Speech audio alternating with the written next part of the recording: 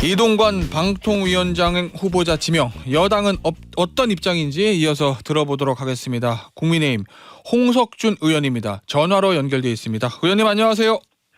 예, 안녕하십니까. 반갑습니다. 자, 의원님, 네. 이동관 후보자가 어제 첫 출근길에 발언에서 가장 화제를 끌었던 대목은 이겁니다. 공산당의 신문이나 방송을 저희가 언론이라고 이야기하지 않는다. 어떤 언론사를 말하는 건지라는 질문에 대해서는 국민들이 판단하실 거고 본인들이 가장 잘 알 거라고 생각한다. 요 문답, 이 발언, 이게 어떤 뜻에서 나온 발언이라고 보시나요? 네, 이동관 지명자의 그 일반적인 언론관을 말했다 이렇게 생각합니다. 맥락을 보면 언론은 객관적이고 사실에 부합한 어떤 일반적인 어떤 진실 사실을 보도해야 되지 일방의 어떤 주장만 또 가짜 뉴스를 해서는 언론이 아니다. 언론의 본령이 아니다. 이렇게 이야기를 하면서 네. 공산당의 어떤 신문 방송을 언론이라 하지 않고 기관지라 한다. 이렇게 이제 예시로 그렇게 든 것이기 때문에 공산당 이런 부분보다는 일반적인 어떤 언론관을 이야기했다고 볼 수가 있겠습니다.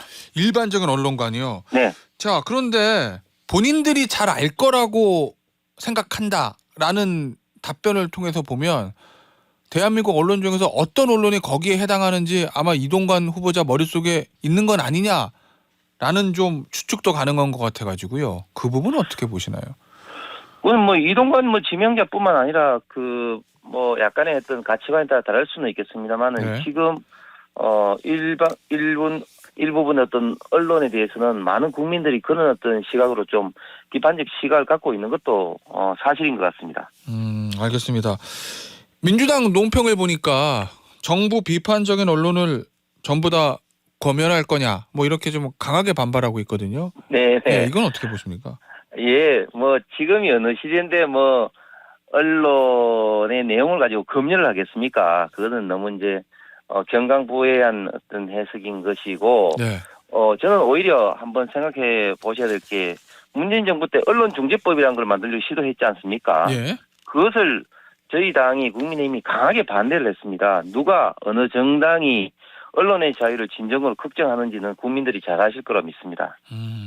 자, 현 정부 들어와서 이제 여권에서 그 몇몇 언론들의 어떤 보도 이 부분에 대해서 굉장히 좀 불만을 많이 좀 표출한 예들이 좀 있는데 네. 여권에서 문제 삼고 있는 보도나 언론의 행태 이게 어떤 게 문제인 건지 몇 가지 좀 예를 들어 주신다면요.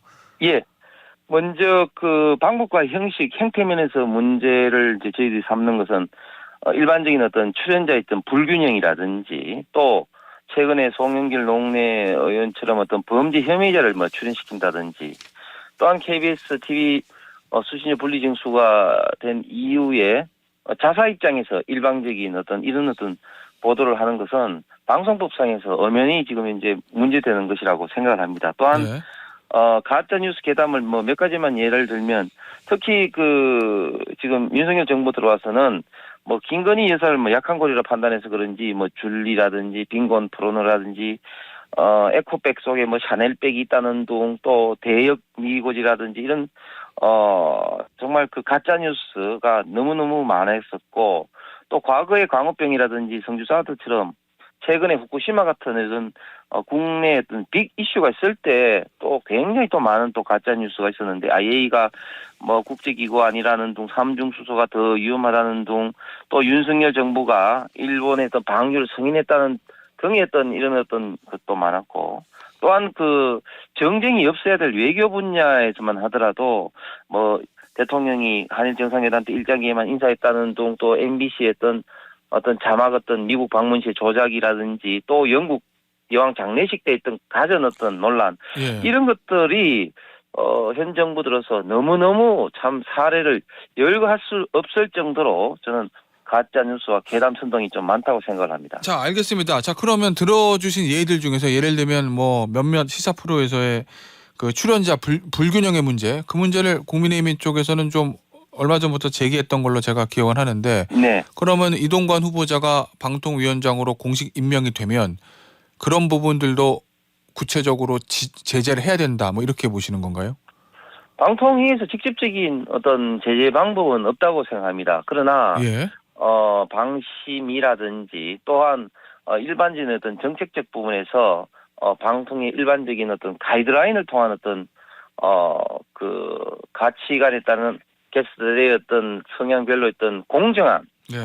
뭐 저희들 입장에서는 뭐 저희들한테 유리하라 뭐 그런 어떤 생각은 추호도 없고 그렇습니까? 공정한 예. 어떤 대부분 지금 SBS가 얼마나 공정하게 잘하고 계십니까? 공정한 이런 어떤 것을 좀 하시기를 그렇게 좀 생각하고 있습니다.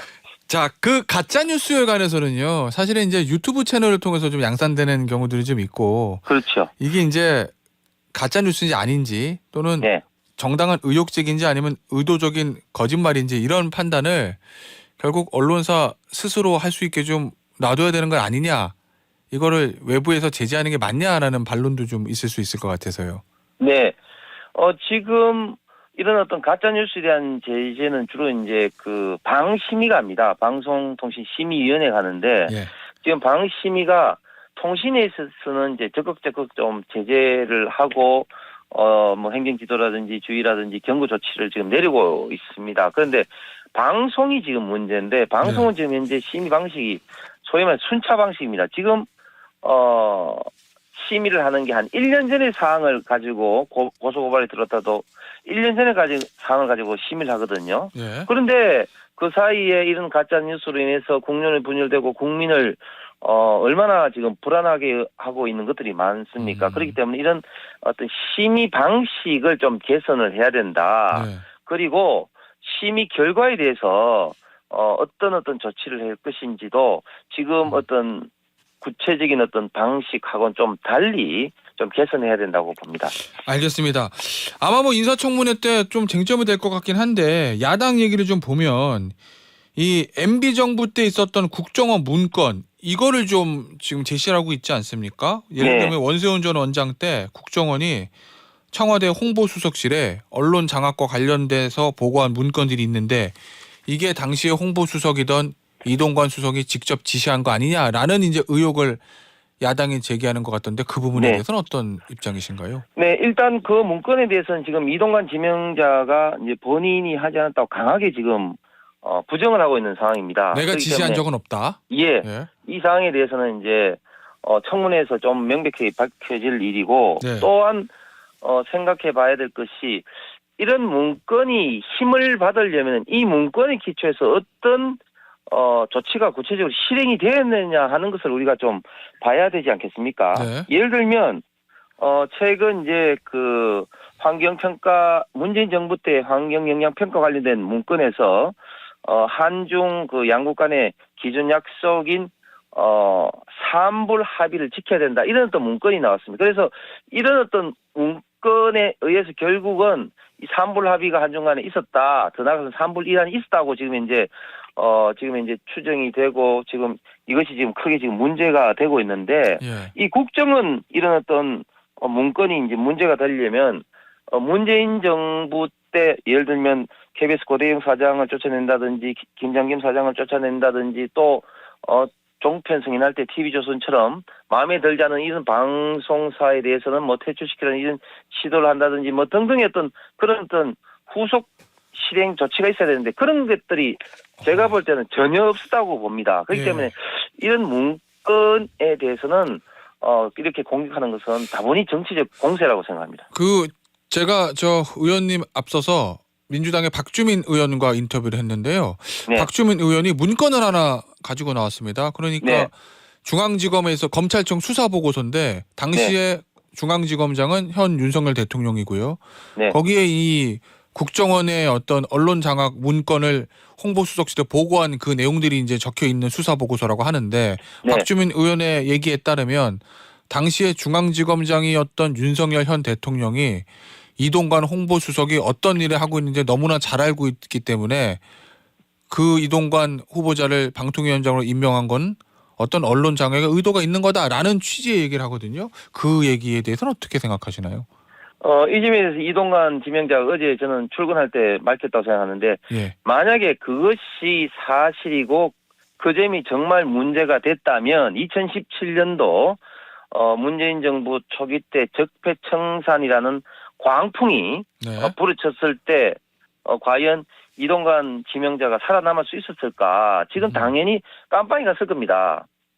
예. 그렇기 때문에 저는 그것으로 저는 이미 사실이 판명됐다고 봅니다. 알겠습니다. 저 방금 전에 그 말씀하셨잖아요. 문재인 정부 때 있었던 KBS의 고대현 사장이나 MBC의 저 김장겸 사장을 내보내는 그 과정들의 문제를 좀 지적을 하셨는데 네. 그 문제 그런 질의에 대해서 박주민 의원이 뭐 어떤 취지의 대답을 했냐면 설령 그게 문제가 있었다고 하더라도 현 정부에서 그러면 더 낮게 해야지 과거 정부 얘기하면서 똑같이 하겠다는 게 말이 되냐라는 어떤 취지의 답을 했거든요. 그런 지적에 대해서는 어떻게 보십니까? 그 말이 안 되죠. 일단 설령이란 말이 좀 문제가 되는 게 고대영 사장의 해임 처분은 이미 대부분에서 그게 그 문제가 있다고 이미 취소 최종 판결이 났지 않습니까? 예. 그렇기 때문에 그것은 완전히 명백하게 불법 해임이었고 그리고 이동관 특보가 지명됐고 임명 예를 들면 된다고 할지라도 이런 어떤 시도가 그 있다고 그 임명 자체와 앞으로 그렇게 할 거라는 걸 이렇게 단정 짓는 것은 저는 정치적 공세라고 생각합니다. 알겠습니다. 자, 의원님 과방위 소속이시잖아요, 지금. 네. 이 과방위의 이슈 우주항공청 설립 법안 이것 때문에 과방위 파행이 길어지고 있다고 하는데 이거 언제까지 파행되는 겁니까? 이유가 네, 뭡니까? 지금 이거 가지고 여야가 충돌하는 이유가요. 예, 지금 민주당이 이 우주항공청법에 대해서 지금 안건 조정이 신청을 해서 지금 안건 조정위가 그 지난주 금요일날 구성이 돼서 지금 진행을 하고 지금 있습니다. 네.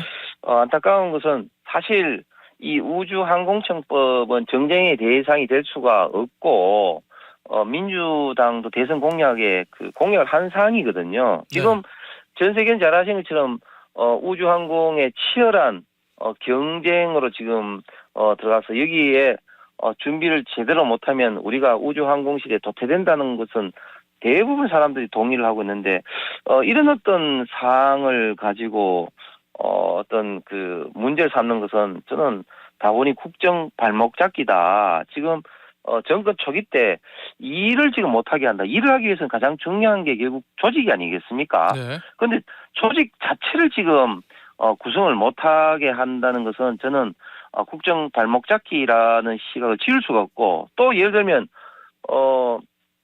민주당의 조성래 의원이 지금 방통위 일시정지법 가칭 방통위 일시정지법이라는 법안을 또 발의를 지금 했습니다. 이런 것들이 바로 국정 발목 잡기 전형적인 한 사례라고 생각합니다. 알겠습니다. 오늘 인터뷰는 여기서 마무리하도록 하겠습니다. 지금까지 국민의힘의 홍석준 의원이었습니다. 감사합니다. 예, 감사합니다.